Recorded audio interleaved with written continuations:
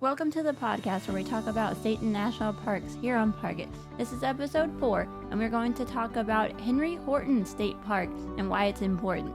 I'm Avery Nettles, and here today we have Leah Dunn, and we'll talk about the history of the park as well as the wildlife within the park. If you love nature, park it right here and enjoy the view. So, you said that you've been to Henry Horton Park before? Oh yeah, I grew up going to it.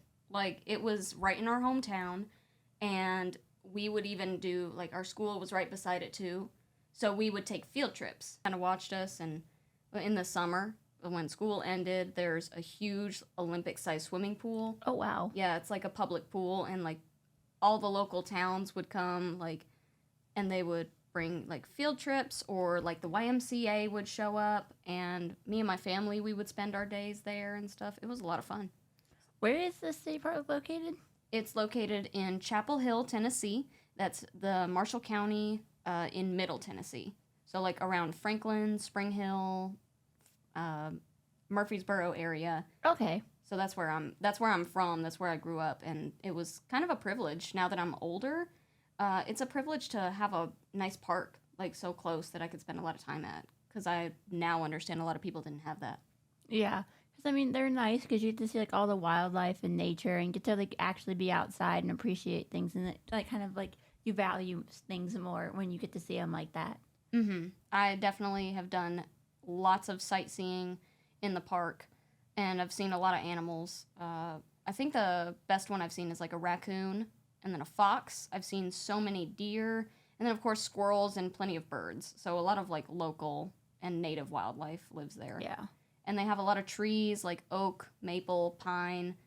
They have nature trails that, like, label what trees are and talk about the importance of why they're in Tennessee and if they're native or if they were introduced and why we should preserve them. There's a huge field where they do, like, what's called controlled burns. And they have a golf course that they kind of do that on, too.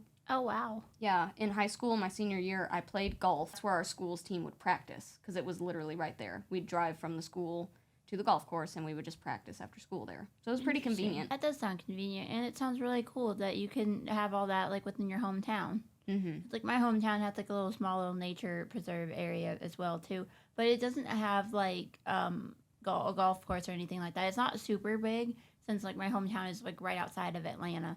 But it does have, like, stuff like that. You can go, and they do, like, over the summer, they do, like, concert series, so they'll have, like, local artists come. They'll have, like, festivals and things like that, and to talk to kids about, like, nature and why it's important and things like that. And it's just really cool to be able to experience things like that. Because not everyone can. So, like, I understand and value that stuff a lot more than I used to, because I now understand that not everyone gets, like, those opportunities or those resources in their community. Yeah, and it was nice because this park invests a lot in the people around it and provides a lot of facilities for the local community. Mm-hmm. So there's lodging, the Henry Horton Park Inn. They have 65 rooms and 4 suites. They have 8 cabins, and they have a campground, 75 different campsites located near the Duck River. Oh, wow. Yeah. Yeah, ours is, like, one that you just go for, like, a day visit or something like that. Yeah. You don't really go and stay the night because there's not really places to stay. Yeah. There's a meeting and conference buildings, so people come and have, like, conferences. There's 83 picnic sites and 4 large pavilions. There's campsites, of course, the professional trap and skeet range, which I don't really know what that is, but plenty of stuff for... Oh, I think that's, like, where you just go and, like, shoot and, like, practice, like, target practicing with skeet. It says gun rental and ammo are available. Picnic shelters available for larger shoots. Then there's a restaurant that's by that. Yeah, it's, like, built into the inn, and there's, like, a little walkway. So I've actually gone to eat there before. It was, like, a family tradition for a while. We would go after Easter, like, after church on Easter, and that's where we would eat. Then they have a sports field for baseball, basketball, disc golf, tennis, and volleyball, which I remember the tennis fields and the volleyball fields being built, because they weren't there when I was, like, 4 or 5, and then when I got up to be, like, 13, 14, I saw the construction. Yeah. So that's really fun. And my sister grew up playing on, like, the baseball fields to practice, and the basketball fields were always there. Yeah, those basketball courts sound cool that you guys have that in your community. Yeah, it was really fun to go and play on all that stuff. Yeah, we don't really, in my town, or my hometown, I should say, we don't really have kind of thing. Well, we do. Like, we have, like, soccer fields and things like that at our park. then we have a skate park. We don't really have like an area where you can like go play basketball or anything like that. And we have like 1 or 2 baseball fields too. So it's kind of like neat to get to see that. Like those are just like recent ads. The skateboard has been around longer than the soccer and baseball fields have been. Yeah. But it's just kind of cool to be able to see like those changes and how like they improve and reinvent the park to bring in like, more people. Yeah, more people, so more people can enjoy it. Yeah. We have a skate park in our hometown, but it's not connected to Yeah. Henry Horton. Like, it's in a different area of town. Mm-hmm. And I haven't gone to visit, but since I roller skate is like a hobby, I really want to visit it this summer when I get the chance. But we talked about the pool a minute ago, and it's an Olympic-sized swimming pool. It's got bathhouses, concession stand, and it's actually pretty common in our hometown that high schoolers will work there as a summer job. So they're pretty welcoming to letting local people, in That's really give cool. them jobs. Yeah. And then there's fishing, which the Duck River has largemouth and smallmouth bass, red eye, and catfish. And you have to have a valid fishing license, of course, to fish in it. That makes sense. But me and my dad have gone before, and I caught 2 fish, and he caught none that day. But I had a really fun time. A lot of people, it's not big enough to take like boats on, but there's a canoe place in town a couple roads down. And people will rent the canoes and drive up to the Duck River, and they'll go canoeing or kayaking and stuff. And it's pretty fun. So in the summer, it's fun to look down when you drive over the bridge and see if people are in the river. Yeah, we have a park not too far from my house that's connected like to the Chattahoochee River that you can go rent and go tubing and kayaking and canoeing down, which is really fun to do in the summer. Way down yonder. Yeah, I love that song. No, everyone is always just like, "Oh my gosh, the Chattahoochee's in Georgia," and I'm like, "Yeah, Yep. Like I live not too far," and they always are like, "Oh my gosh, that song." But but it's like a lot of fun to be able to go and like experience parks like that. Mm-hmm. I personally think because you really do learn a lot and value it, and it just teaches you more like of why things matter and why you should care about your environment. Because without people caring, you wouldn't be able to go to parks or have these like natural wildlife experiences, or even like national or state parks wouldn't exist without those things or those protections involved. And that's what people don't realize is like what we do today affects these things. Even like 10 years from now, what we are doing right now affects 10 years from now and even further in the future, and people don't realize that. Oh, exactly. I see like garbage and stuff that like gets left in the park, and I've always tried to clean it up. I don't know if they've completely stopped, but they used to have like a bunch of like grills and stuff, and there'd be like picnic areas, and people still go out and do that, and they are they do still have them. But I think they've kind of gotten a lot stricter on how people do it, because when I was younger, people would show up and they'd leave a bunch of garbage everywhere. Yeah. And now there's like stricter rules to enforce that it gets cleaned up. Yeah, because there's only so much the park rangers can do if people aren't doing your part, you know? Yeah. One of the parks near my house on Earth Day, they always do a park cleanup. So they always do like a walking trash day where basically like they'll give you a bag, and then when you just go on your normal walk that you would normally go on, and pick up trash as you go, and they're like, you can do that like any time of the year. You don't have to do it just on Earth Day. And I was like, that's kind of neat. I've never really thought of that. Bring like a little plastic bag whenever you see trash on your walk, just pick it up, and then when you get back, like recycle it and throw it away. Speaking of Earth Day, something that we did, I know I mentioned that we did field trips there. One of the field trips we did was for Earth Day, and we took a bunch of saplings there, and me and like my classmates, we all got to plant them, and they all took to the soil really well, and when I go there now, they're still there. Oh wow. Yeah, that is cool. It is cool. And another thing is in high school, see, that was elementary school. I can't believe I planted a tree in elementary school. They were just having us do free child labor.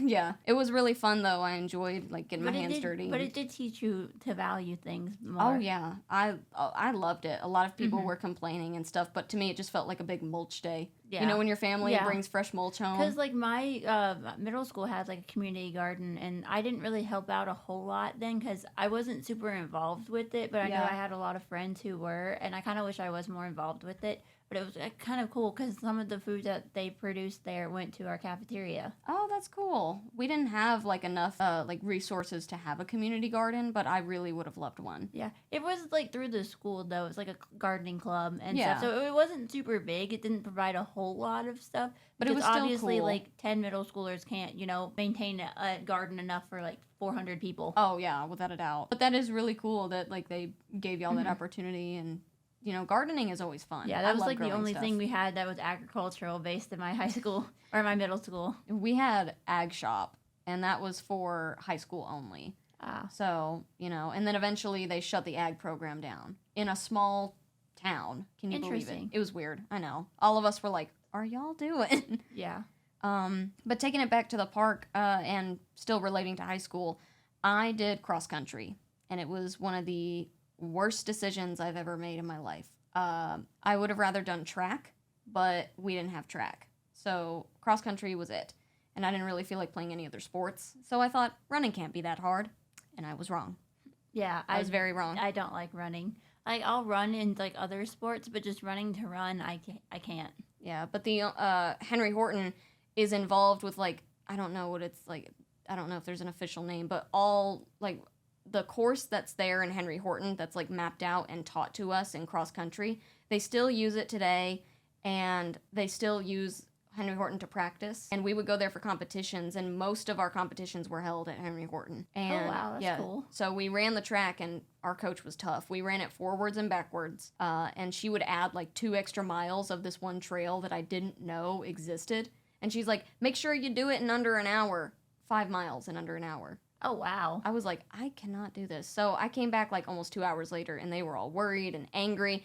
And I said, look, I told you before I started that I did not know what that one course was that you wanted me to run. I've never been on it before in my life. And she was like, we'll do better next time. I was like, I can't with this. Yeah. But the actual 3.1 mile course that we run is the second hardest course in Tennessee. Oh, wow. Yeah, so that's what we had to train on, and we still lost. But that's because everybody who showed up and, like, came to our meets and had to run that course had never run it before. And it's, of course, the second hardest. And they would cut, and nobody cares about cross country enough to actually referee it, so they would cut the course all the time and, like, skip where they were supposed to go. And nobody was watching them. So, of course, like, all the schools around us, like, I'm sorry, shout out to Cornersville and, like, all the other ones around us, no shade, but whoever was on the team at the time, some of them they'd all kind of stick together and have a little game plan, and they'd cut the course. And then all of us, we all had different times that we had to run, because I was super slow. But other people were super fast, and I just couldn't keep up with them. So we would all have to run it separately, and they would all run it together and come in, like, first or second place. But here's the thing, they weren't completing the actual course, so all of us felt, like, kind of mad about that. But yeah, I would be mad about that too. Yeah, but it's just, like, interesting that, like, if you look back at your experiences with things like that, you're like, wow, there's so many. Yeah, and I come to tech and stuff, and I, like, talk about my hometown and all this stuff, and I realize, oh yeah, not everybody was in my high school that I've met. So everybody comes from a different place and has different experiences. So it's really cool. Yeah, so getting to talk about this park and stuff that is a big part of my childhood, because even when I was in preschool, before I started going to actual school, my mom would take me, and we'd go up by, like, the cabins, and there'd be a little playground, and we would just spend all day on it. She'd get me Subway and yeah, but I mean, like, things like that are so cool, because, like, what I've experienced in, like, parks in my hometown or, like, near me are, like, different than, like, what you've experienced and stuff, and it's so cool to see, like, the differences, but yet there's so many similarities, and they all teach a lot of this similar things, and you can learn a lot from them. And I like how a lot of parks are very different and diverse, so you don't get the same thing in each park too. Oh yeah, especially, like, with wildlife and scenery, it's really cool. I loved I think besides Henry Horton, because I love it so much, but besides Henry Horton, I really loved Montgomery Bell State Park, and that was a really pretty course to run too. Like, the trees are so incredibly tall.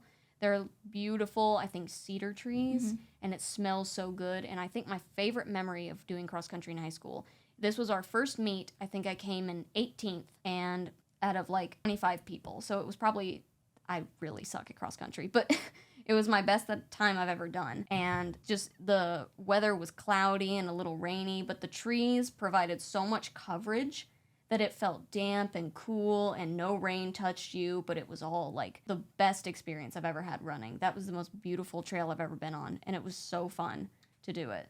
So I think that's probably my favorite memory. But then we would come back to Henry Horton, and it'd be so dry, and we'd be hot and sweaty, and we'd be having to practice in July. Ooh. Oh, it was agony. It was awful. That does not sound like right fun. After school, and our school let out at 2:30, which meant we'd have to be at school in July? No, that was okay. End of the year, we would have to practice Gotcha. and stuff right at the end of Okay. the year. So That like makes sense. May. And then when we started the season, it would be like in July, so we'd have to go up there early in the morning, Yeah. and that sucked. And then if we continued throughout like the fall and stuff as it got colder, we would start doing practices in the morning. So I'd have to get up at 6:00 in the morning and go to Henry Horton in the dark and run that Oh, wow. course. Yeah, I saw something similar, like, to what you were talking about, how you guys get up early and, like, go run the courses and things like that. And I saw this video not too long ago of this cross-country team. I think it was in the Tennessee. I can't remember where in Tennessee. But they literally go to the local animal shelter, and then ask for, like, dogs that they can walk. And then they'll take them with them on their, like, mile runs in the morning. Oh, that's And so so cool. they'll through like their local park, and so the dogs get exposure and get to show like how their personality, they get to show that they're friendly to kids and things like that. Like these dogs don't get this opportunity elsewhere. And and then they get out and get exercise and for they a get that while. human connection instead of just staying in the shelter all day. Yeah. That's so good for them. And it's really boosted like the mentality of the animal shelter, and like people are responding well to it in the community, and you can just see like people are paying more attention to their animal shelter because of it. And and plus more dogs are getting adopted, and more animals are like adopted from that shelter too. Well, that's because really cool. People are aware of that. Oh, we have the animal shelter. Oh yeah. Or like I'm looking for a dog. Might as well go look there and see. Yeah. Or like I'm looking for a cat, and so like it boosts their name as well, and it puts them in a positive limelight. And I think that was really cool. Yeah. If I had the ability to do that in cross country, I would 100% take that opportunity to go run with a dog. Yeah, it's like a track and cross country team just has done it. And it's like a tradition. Like they do it like every week or like every other weekend or something like that. They'll pick like certain days and that they'll do it like throughout the summer and like some throughout like their seasons and stuff. And it gives the dogs exercise and them, which I thought was so cool. Yeah, well, that's super awesome. And like you just learn to value things like that. And just like those kind of moments, I'm like, they'll never forget that. Yeah. Well, thank you so much, Avery, for having me on. Yeah. I really appreciate getting to talk about my childhood and Henry Horton and just share all the cool stuff about this park that Same here. I forget not everybody grew up going to. I know. It's really neat to see like the differences and similarities between parks and like people's experiences with them. Thank you, Leah, for joining us today. This is episode 4 of Park It, and we're so glad that you were able to sit here and talk about Henry Horton State Park in your hometown. Thanks, Avery, for having me on. It's been a pleasure.